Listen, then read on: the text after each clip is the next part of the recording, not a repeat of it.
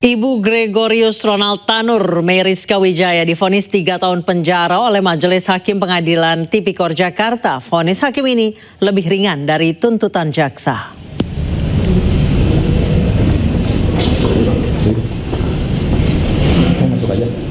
Hakim menyatakan Meriska bersalah memberikan suap kepada 3 hakim pengadilan negeri Surabaya untuk vonis bebas anaknya terkait kasus kematian Dini Sera. Hakim juga menghukum Meriska membayar denda 500 juta rupiah atau subsidiar 6 bulan penjara.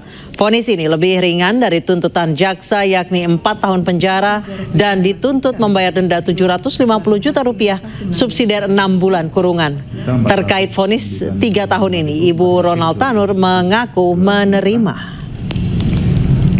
Undang-Undang Nomor 31 Tahun 99. Dakwaan alternatif pertama, menjatuhkan pidana terhadap terdakwa oleh karena itu dengan pidana penjara selama 3 tahun dan denda sejumlah 500 juta rupiah dengan ketentuan apabila denda tidak dibayar maka diganti dengan pidana kurungan selama 6 bulan.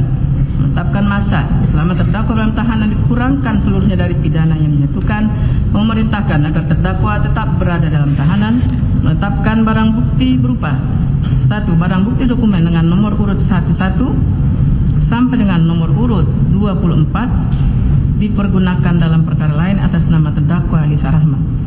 2. Barang bukti uang dengan nomor urut 11 berupa 1 buah tas kecil berwarna hitam yang berisikan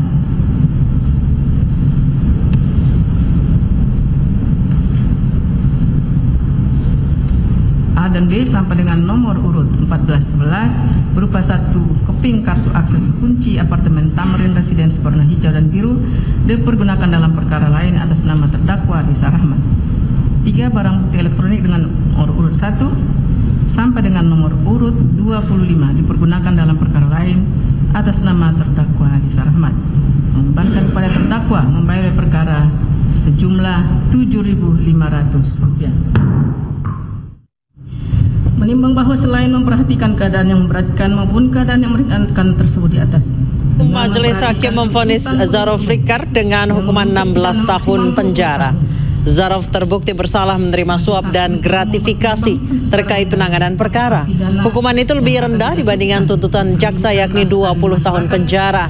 Hakim juga memberikan hukuman denda 1 miliar rupiah kepada Zarov dan uang itu wajib dibayarkan dalam waktu sebulan setelah vonis berkekuatan hukum tetap.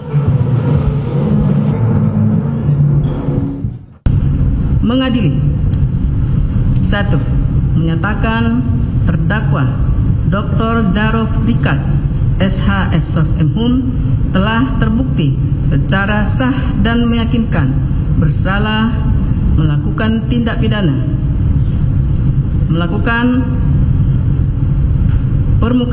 permufakatan jahat untuk melakukan tindak pidana korupsi, yaitu memberi atau menjanjikan sesuatu kepada hakim dengan maksud untuk mempengaruhi putusan perkara yang diserahkan kepadanya untuk diadili sebagaimana dalam dakwaan pertama ke 1 penuntut umum, dan tindak pidana korupsi menerima gratifikasi yang berhubungan dengan jabatannya dan yang berlawanan dengan kewajiban atau tugasnya sebagaimana dalam dakwaan kedua penuntut umum.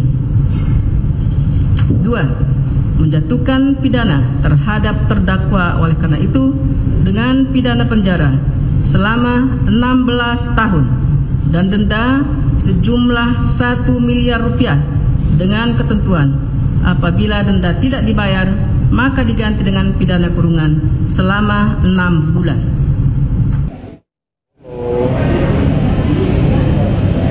Sementara itu pengacara Ronald Tanur Lisa Rahmat divonis hukuman 11 tahun penjara.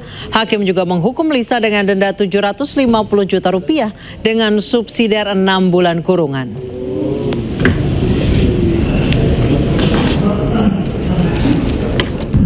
Menjatuhkan pidana terhadap terdakwa oleh karena itu dengan pidana penjara selama 11 tahun dan denda sejumlah 750 juta rupiah dengan ketentuan apabila tidak dibayar maka diganti dengan pidana kurungan selama 6 bulan. Selamat malam pemirsa, selamat datang di iNewsroom bersama saya Anisha Dasuki. Kami akan membahas berita utama secara mendalam, komprehensif dan tentunya eksklusif. Sebagai pembuka iNewsroom, hari ini kami memiliki informasi Gunung Lewotobi laki-laki di Flores Timur, Nusa Tenggara Timur kembali meletus dengan dentuman yang kuat disertai hujan batu dan pasir. Warga mulai mengungsi ke posko pengungsian secara mandiri, sementara warga yang tidak mengungsi kini membersihkan material abu vulkanik.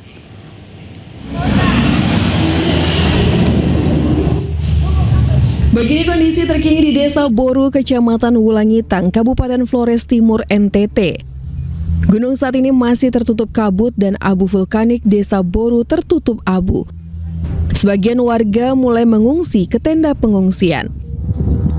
Menteri Sosial Saifullah Yusuf mengatakan hingga Rabu pagi tadi belum ada pengungsi akibat erupsi Gunung Lewotobi di Kabupaten Flores Timur, Nusa Tenggara Timur. Saifullah menyebut pihaknya akan membuat tempat pengungsian jika memang dibutuhkan. Di sana kita punya lumbung sosial. Jadi lumbung sosial itu semacam gudang gitulah ya, yang bekerja sama dengan pemerintah daerah. Dalam hal ini Kabupaten Flores Timur. Kita punya di Desa Watuwara, Kecamatan Titihena, Desa Duli Jaya, Kecamatan Titihena, dan Sirinuhu Barat, Kecamatan Titihena, kemudian juga ada Kecamatan Adonara Barat, dan Desa Bugalima, Kecamatan Adonara Barat. Jadi itu adalah lumbung-lumbung sosial kita yang ada di sana yang siap untuk memberikan sewaktu-waktu terjadi bencana. Sementara itu, warga Desa Boru, Kecamatan Wulangitang yang tidak mengungsi kini mulai membersihkan material abu vulkanik di atap rumah mereka. Erupsi Gunung Lewotobi semakin dahsyat lagi. Debunya lebih daripada yang kali lalu. Lebih tebal ya? Ya, lebih tebal daripada. Kira-kira berapa senti, Pak? 10 senti. Bapak bersihkan ini supaya aktivitas arus lalu lintas bisa berjalan atau ya, di samping lalu lintas bisa berjalan, kami di sini juga tidak mandi debu. Warga pun membersihkan debu vulkanik sepanjang Jalan Boru Hokeng agar tidak mengganggu kesehatan warga. Data Badan Geologi Pos Pengamatan Lewotobi laki-laki merekam gunung kembali mengalami 11 kali letusan dengan tinggi kurang dari 2 km. Badan Geologi pun meminta warga untuk tidak beraktivitas dalam radius 8 km dari pusat erupsi. Dari Flores Timur, Joni Nura, iNews melaporkan.